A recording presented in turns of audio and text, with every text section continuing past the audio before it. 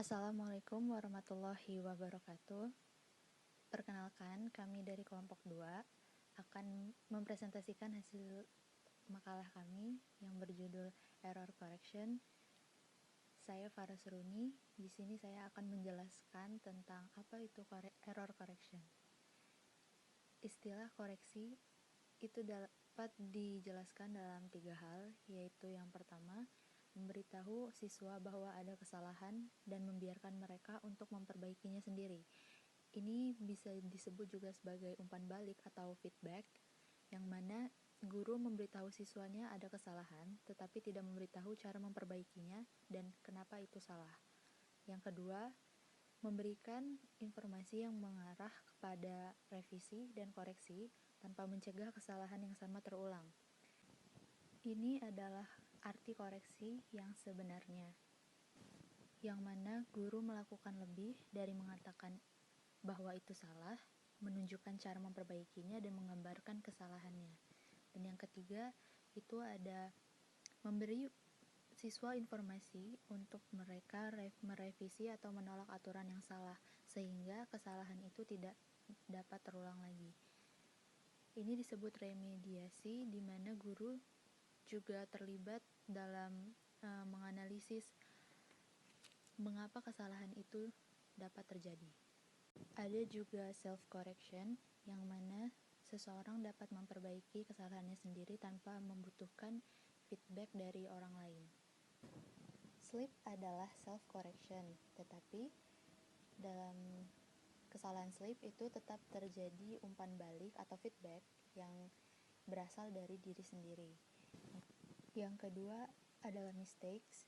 Mistakes dapat diperbaiki dengan correction, di mana orang yang lebih tahu atau guru harus memberitahu siswanya bahwa ada kesalahan. Dan apabila siswa masih melakukan kesalahan yang sama, berarti itu siswanya memiliki error.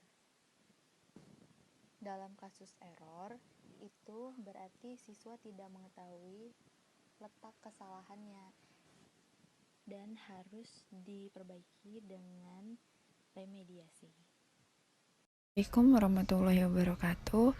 Nama saya Fani Fatma Hidayah dan saya akan menjelaskan tentang apakah yang dimaksud dengan mengajar efektif. Pembelajaran efektif memang tidaklah semudah membalik telapak tangan. Sehingga diyakini pula kalau sebagian guru mengalami masalah atau kesulitan dalam mengajar efektif ini. Di sini saya akan memberikan sedikit langkah-langkah atau tindakan yang dapat guru lakukan untuk mengajar efektif. Yang pertama, persiapkan siswa untuk belajar. Mempersiapkan siswa untuk belajar adalah untuk menciptakan kondisi fisik dan psikis siswa untuk menerima materi pembelajaran. Jika masih ada siswa yang kurang terfokus atau masih melakukan sesuatu yang tidak berkaitan dengan kegiatan pembelajaran atau sedang mengobrol dengan teman terdekat, itu membuktikan siswa belum siap menerima pembelajaran. Sebaiknya guru jangan memulai pembelajaran terlebih dahulu, tapi guru itu harus mengumpulkan konsentrasi siswa terlebih dahulu. Dan yang kedua, guru harus menguasai materi pembelajaran dengan baik. Guru yang menguasai materi pembelajaran yang akan diajarkan sehingga pembelajaran menjadi lancar dan tidak tersendat-sendat. Kebiasaan yang terlalu sering ada di sekitar kita adalah ketika menjelaskan, guru lebih sering melihat buku atau sumber buku, dan itu akan menghambat kelancaran dalam mengajar, bahkan berakibat dapat mengganggu konsentrasi siswa dalam belajar. Yang ketiga adalah mengelola kelas dengan baik. Pengelolaan kelas menjadi bagian yang tak terpisahkan dalam mengajar. Bagaimana mungkin pembelajaran berjalan dengan lancar jika sangat sulit untuk mengelola kelas? Pengelolaan kelas yang baik dilakukan dengan memahami karakter siswa, karena siswa satu dengan yang lainnya memiliki karakter yang berbeda.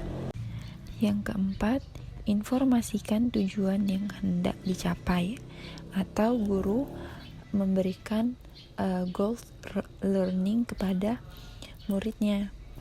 Di awal pembelajaran perlu disampaikan apakah tujuan pembelajaran yang hendak dicapai oleh siswa. Penyampaian informasi ini penting karena siswa memahami apa yang harus dilakukan untuk mencapai tujuan pembelajaran tersebut. Dan yang terakhir adalah terapkan disiplin belajar. Tak banyak yang bisa dilakukan oleh guru ketika mengajar. Disiplin belajar tidak ditegakkan, maka kelas itu tidak akan berjalan dengan baik. Disiplin dalam belajar perlu disosialisasikan dan disepakati oleh semua siswa.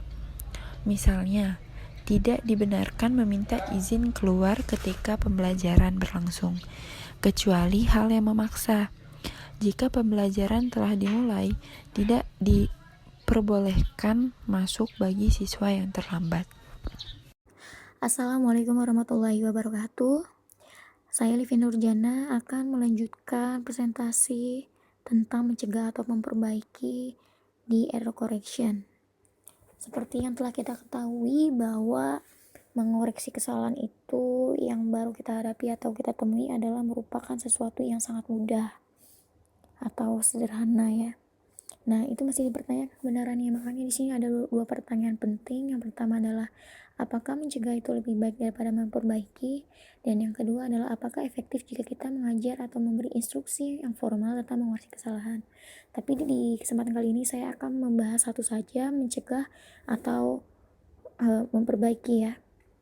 Karena selanjutnya akan dilanjutkan oleh teman saya. Yang pertama adalah jika mencegah kesalahan lebih baik daripada memperbaiki kesalahan, maka yang pertama kita harus mengetahui kesalahan terjadi alih-alih cara untuk mengoreksi mereka setelah mereka terwujud, atau bisa dikatakan menangkap kesalahan lebih awal supaya tidak berkelanjutan. Yang kedua adalah fokus mengajar bukan mengoreksi.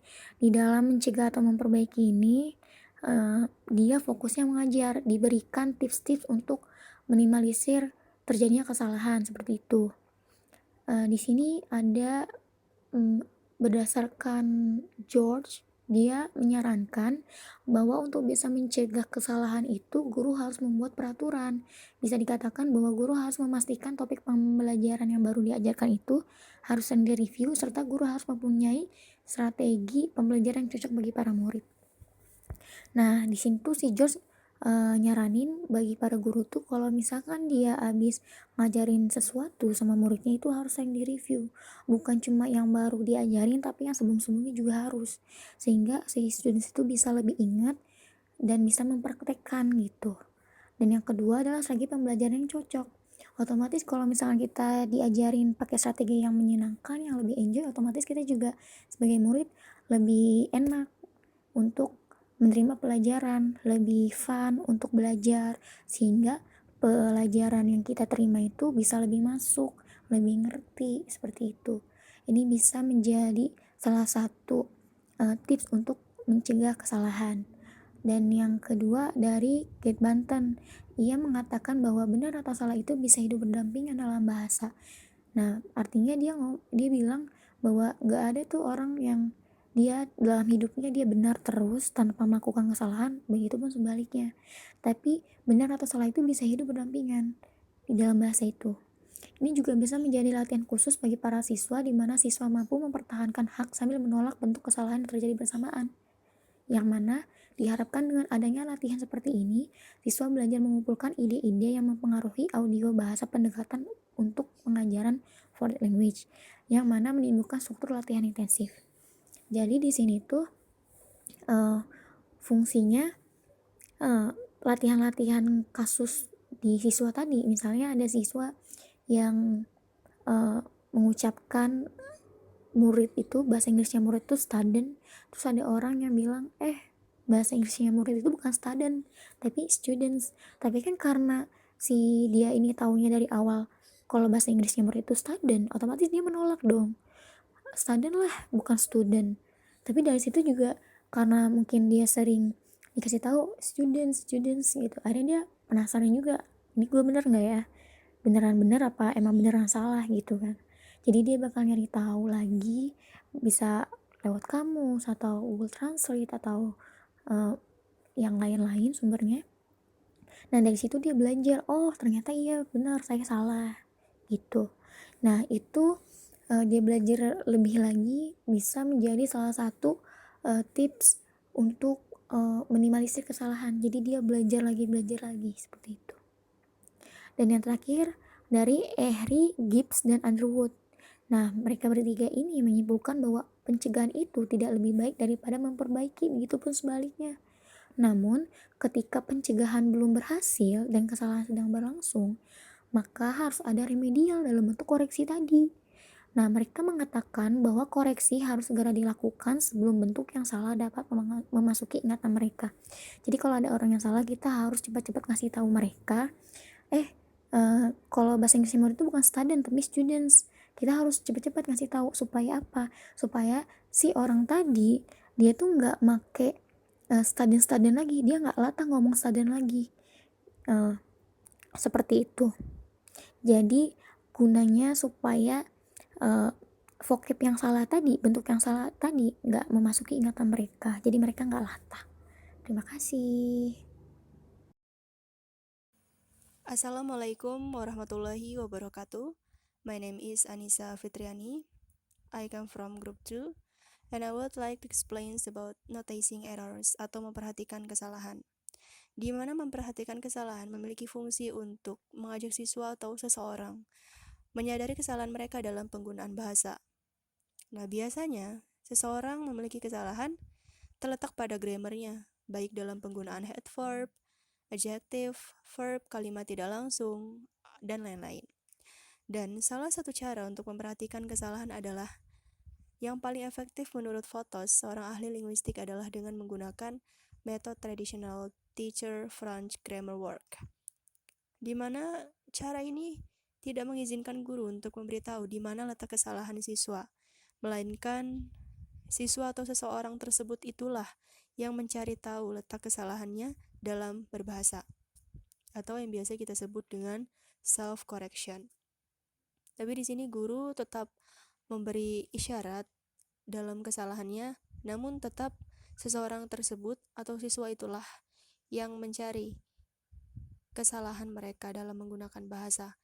Dan kemudian setelah mereka mencari tahu, maka mereka akan menyadari bahwa mereka telah salah dalam menggunakan bahasa.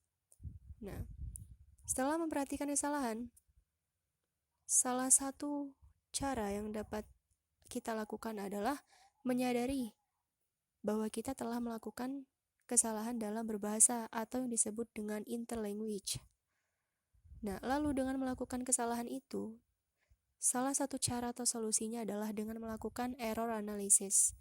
Sesuatu yang pembelajar cenderung secara natural melakukan kesalahan, namun kita dapat menganalisisnya dengan bantuan bimbingan dari seorang guru, supaya penganalisisan kesalahan tersebut akan menjadi lebih efektif. Setelah itu, setelah kita menganalisis kesalahan, kita akan menemukan grammar gap atau kesenjangan. Di mana sih letak kesalahan itu? Di mana letak kesalahan itu sendiri?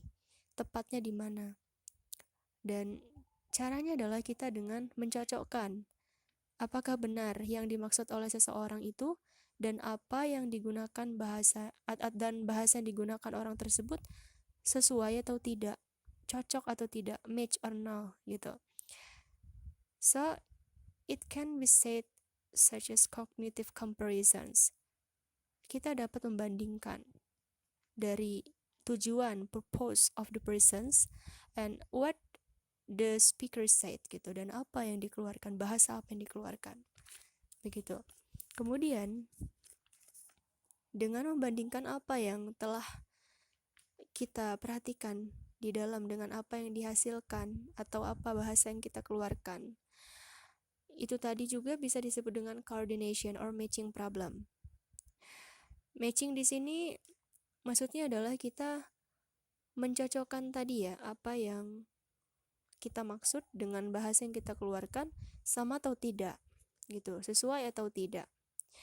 Nah, menurut seorang ahli based on claim, matching di sini maksudnya yaitu apa yang pelajar sadari or self correction or editing or monitor dan semua kegiatan error analysis berdasarkan noticing atau memperhatikan kesalahan.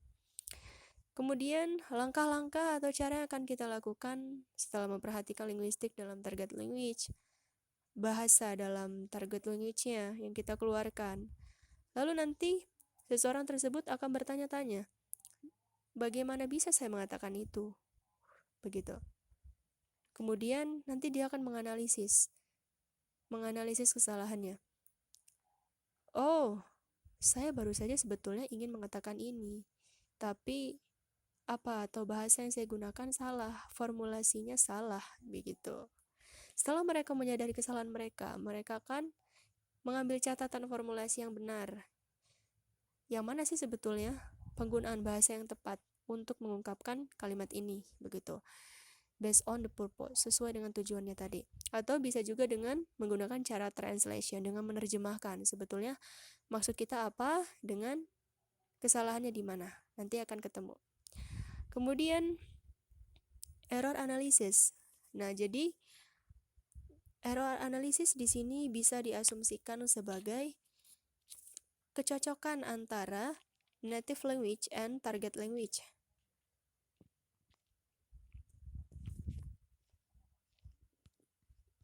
Kongruen, cocok atau tidak, gitu. Ketika mereka sama, sesuai dan cocok, maka kita tidak perlu melakukan error analysis, gitu. Namun apabila apa yang dimaksud dan bahasa yang dikeluarkan adalah sama, cocok, kongruen, maka kita tidak perlu melakukan error analysis.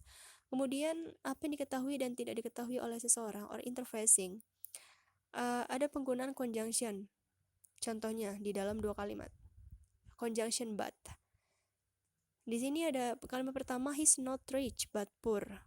And kalimat kedua he's not rich but not poor either. Nah, secara semantik sudah tentu artinya memang beda.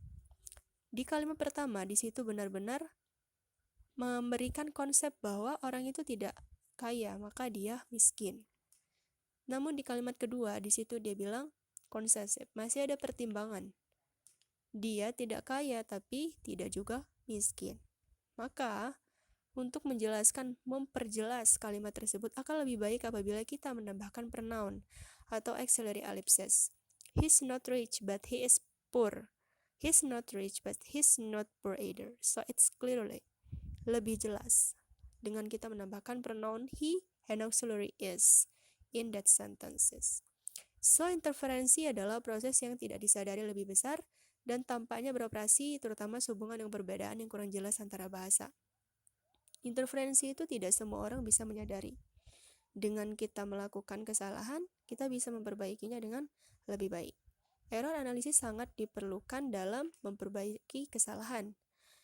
Nah, dengan memperbaiki kesalahan itu, kita dapat menganalisis dan mencari sebab akibat sehingga ketika kita mengeluarkan linguistik or bahasa, kita dapat menyesuaikan dengan tujuan or purpose of the present itself.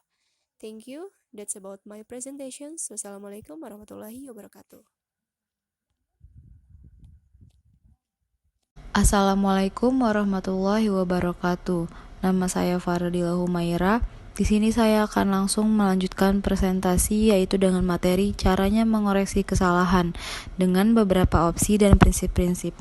Dan di sini ada 4 cara mengoreksi kesalahan beserta beberapa opsi dan prinsip-prinsip. Yang pertama yaitu memperbaiki secara efektif, yang kedua koreksi harus sensitif, yang ketiga koreksi kecocokan dengan preferensi siswa, dan yang terakhir koreksi 2 tahap. Yang pertama yaitu memperbaiki secara efektif. Opsi ini berarti dua hal. Gunakan teknik koreksi yang dihasilkan peningkatan akurasi dan penggunaan teknik yang efisien. Dalam arti, membutuhkan upaya paling tidak untuk dilakukan oleh guru dan untuk mendaftar oleh peserta didik. Rob Frost dan Shortridge 1986 membandingkan 4 jenis umpan balik pada penulisan IL-2 dan dari 134 siswa berbahasa Jepang. Keempat jenis itu berkisar pada skala salience yang sesuai dengan eksplisit atau seperti dalam formal eksplisit instruksi dan fokus pada bentuk. Grup A memiliki kesalahan formal dalam komposisi mereka dikoreksi, tetapi tidak kesalahan fakta. Ini adalah umpan balik yang paling menonjol, sedangkan grup B menerima kode umpan balik yang mengindikasikan pada what yang perlu diperbaiki tetapi tidak bagaimana how. Kelompok C memiliki umpan balik tanpa kode, sebuah spidol yang menunjukkan di mana where ada kesalahan tetapi tanpa indikasi sifatnya. Sedangkan kelompok D memiliki umpan balik marginal, hanya menunjukkan beberapa banyak how many kesalahan di sana berada di jalur siapapun, tetapi tidak menunjukkan lokasi yang tepat dari sifat mereka. Efek dari keempat jenis umpan balik ini pada tulisan siswa selama periode perawatan 2 tahun adalah tidak dibedakan oleh arti penting relatif mereka. Seseorang harus menyimpulkan yang membuat umpan balik lebih terbuka, langsung menonjol atau eksplisit tidak sepadan dengan usaha dan waktu. Mungkin dihabiskan lebih menguntungkan ke aspek yang lebih penting dari tulisan siswa. Robetal 1981. Namun, pernyataan ini yang terlalu menyapu dan tidak percaya bahwa efektivitas relatif dari berbagai jenis umpan balik akan tergantung pada perbedaan individu dan pada beberapa faktor kelompok seperti tingkat pencapaian peserta didik dalam FL. Ini berarti pengoreksi harus peka terhadap subjek. Dan yang kedua yaitu koreksi harus sensitif. Koreksi spontan penutur asli dari peserta didik adalah seperti kita miliki mulai dari studi hari Senoet, Chun, dan Lapescu 1983 yaitu pelit. Tetapi sedikit koreksi yang dilakukan oleh teman-teman NS tampaknya efektif dan di atas segalanya dieksekusi secara sensitif. Dan mereka tetap berteman. Dua macam koreksi mendominasi koreksi terfokus dan konfirmasi cek. Dari semua 189 koreksi, 125 koreksi terfokus yang melibatkan NS yang memasuk koreksi di sebuah fragmen ucapan dengan intonasi deklaratif atau jatuh. Kedua koreksi ini berfokus pada bentuk, tetapi poin pentingnya adalah penyelamatan maksud dan tidak mempermalukan pelajar. Itu pelajar atau penyadap bebas untuk menafsirkan koreksi sebagai bersifat insidentil dan tidak akan mengganggu pesan. Filter afektif tidak dinaikkan dan pelajar di sebuah posisi untuk mencatat kesalahan dan menghindarinya pada kesempatan berikutnya. Poin pentingnya adalah bahwa koreksi harus tidak mengancam. Digarisbawahi bahwa koreksi harus tidak mengancam. Sekarang bentuk koreksi yang paling tidak mengancam adalah koreksi diri atau koreksi apapun yang tampaknya bersifat mandiri. Oleh karena itu, dalam pekerjaan lisan, guru harus berusaha memperluas waktu tunggu antara mendengar ucapan salah siswa dan mereka sendiri mengoreksi mereka. Diberi detik ekstra atau 2, disertai dengan sikap yang sedikit tidak setuju atau bingung bagian guru, dan murid akan sering dapat mengoreksi diri dengan sedikit atau tanpa kehilangan muka. Tentu saja menganjurkan beberapa detik waktu tunggu tidak bertentangan dengan prinsip bahwa umpan balik tidak boleh ditunda, dipancing oleh Ehri, Gibbs, dan Underwood 1988. Hanya sedikit lagi langkah mencolok oleh guru adalah menunjukkan kesalahan, yaitu pengulangan dengan penekanan terfokus, memperpanjang segmen ucapan ekni atau aksen atau nada bertanya seperti dalam dia adalah guru A, menunjukkan dengan tepat. Dengan cara ini ditemukan oleh Chaudron 1988 sering memicu koreksi diri. Masalahnya adalah bahwa peserta didik dengan kecakapan rendah mungkin tidak menemukan intonasi interogasi dan pemanjangan lokal, dan akibatnya mungkin menganggap repetisi korektif ini sebagai penerimaan dan mengkonfirmasi versi mereka sendiri.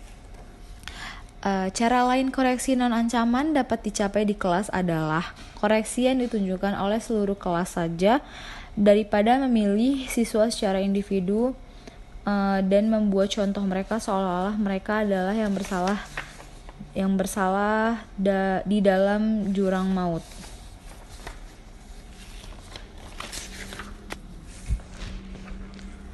Oke, selanjutnya ada anggapan umum tetapi tidak beralasan bahwa umpan balik pada penulisan harus ditulis dan bahwa koreksi kesalahan yang diucapkan itu sendiri harus lisan.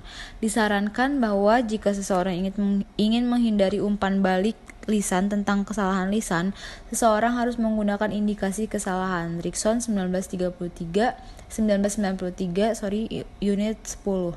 Namun, dimungkinkan untuk lintas modalitas untuk memberikan umpan balik tertulis tentang kesalahan yang diucapkan siswa telah memperhatikan pembuatannya. Ini bisa berbentuk beberapa ilustrasi penggunaan siswa yang dipilih dengan baik sulit bukti spesifik untuk digunakan pada waktu luang. Umpan balik tertulis pada tulisan 10 pekerjaan kurang traumatis, tetapi banyak siswa yang mengabaikannya. Sekian presentasi dari saya, lebih dan kurangnya mohon maaf. Terima kasih. Wassalamualaikum warahmatullahi wabarakatuh. Nama saya Lilis. Di sini saya akan melanjutkan materi yang berjudul caranya mengoreksi kesalahan beberapa opsi dan prinsip-prinsip. Saya akan melanjutkan nomor 3, yaitu koreksi kecocokan dengan preferensi siswa. Preferensi siswa untuk jenis koreksi tertentu tidak boleh diabaikan tentu saja. Mereka juga tidak harus diletakkan di atas alas, karena mereka belum tentu lebih efektif untuk disukai. Beberapa penelitian ada yang preferensi siswa di antara opsi umpan balik pada tulisan mereka.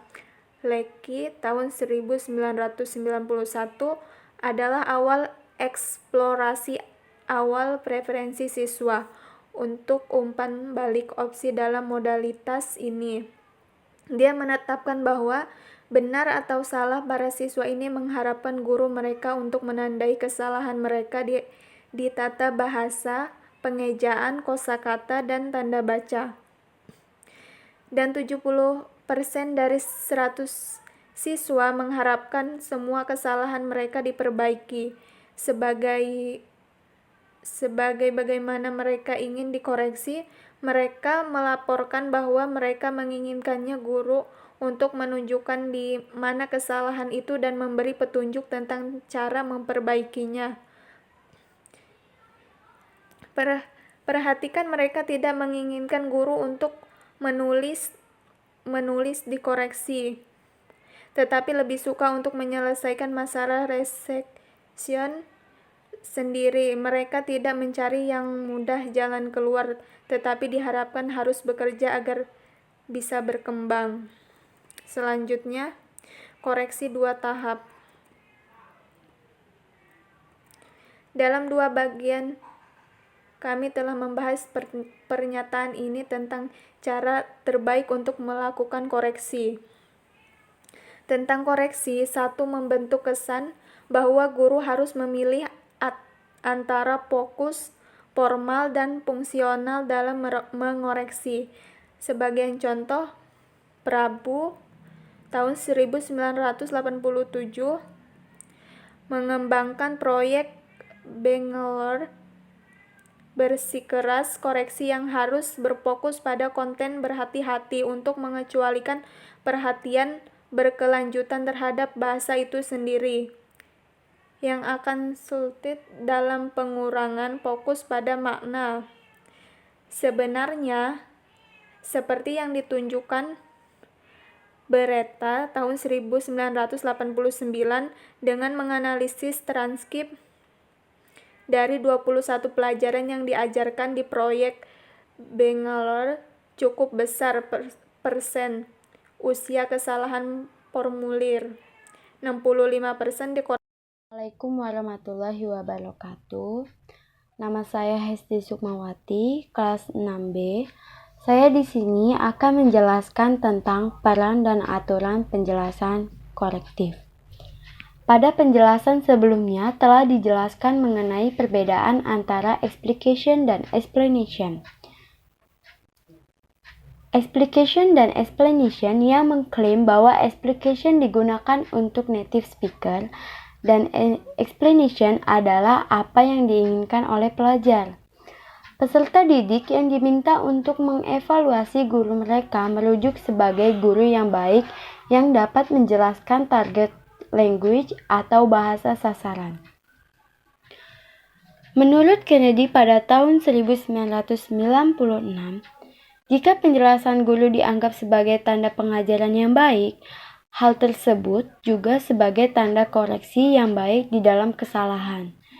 Sedangkan, menurut Lecky pada tahun 1991, menemukan bahwa siswa lebih suka bergerak secara korektif, sedangkan guru mengarahkan siswa kepada buku pegangan tata bahasa untuk penjelasan kesalahan.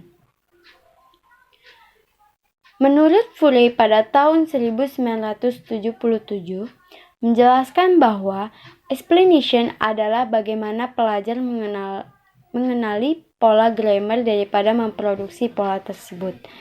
Sedangkan menurut Cook pada tahun 1988, explanation adalah bentuk lain dari penjelas, yaitu memberikan penjelasan. Johnson pada tahun 1996 menjelaskan bahwa guru bahasa asing yang mengembangkan teknik mereka untuk mengatasi error atau kesalahan, tetapi mereka tidak menggunakan teknik untuk mengatasi kesalahan. Di dalam buku Cell pada tahun 1985 menjelaskan ada 3 buku. Yang pertama interpretatif, yang kedua deskriptif, dan yang ketiga memberi alasan. Interpretatif itu menguraikan apa saja yang digunakan atau persyaratan yang dibutuhkan. Sedangkan deskriptif yaitu menggambarkan proses yang terkait. Dan yang ketiga, memberi alasan itu penjelasan mengenai masalah tersebut. Dan selanjutnya, Littlewood pada tahun 1975 menjelaskan bahwa explanation yang efektif harus melakukan 2 hal. Dan yang pertama, guru harus memberikan penjelasan tentang struktur kalimat yang dipelajari. Sedangkan yang kedua, guru harus menjelaskan kepada pelajar bagaimana tata bahasa memiliki hubungan dengan struktur yang lain. Ada 2 pendapat yang membuktikan aturan meningkatkan akurasi. Yang pertama, Husjin pada tahun 1984 menunjukkan bahwa peserta didik dari Belanda yang mampu melafalkan aturan tata bahasa Belanda tertentu lebih tinggi akurasinya daripada siswa yang tidak bisa. Belanda tertentu lebih tinggi akurasinya daripada siswa yang tidak bisa. Sedangkan menurut Saugnitschi pada tahun 1977 menyarankan bahwa daripada menggabungkan dalam satu proposi untuk mengaplikasikan aturan, lebih baik bagi siswa untuk mengikuti instruksi. Dan yang terakhir, contohnya pelajar yang ingin menggunakan future time yang benar yang harus mengikuti grammar yang benar. Yang pertama itu menggunakan will plus infinitive. For example, he will be prime minister one day as distinct from Labour have 74%. And the next, penggunaan going to plus infinitive. For example, Tony is going to be prime minister. And the last, penggunaan present tense and present progressive. For example, he takes his exam on 22 July. He is taking his driving test on Friday. Okay. Thank you for attention. Wassalamualaikum warahmatullahi wabarakatuh.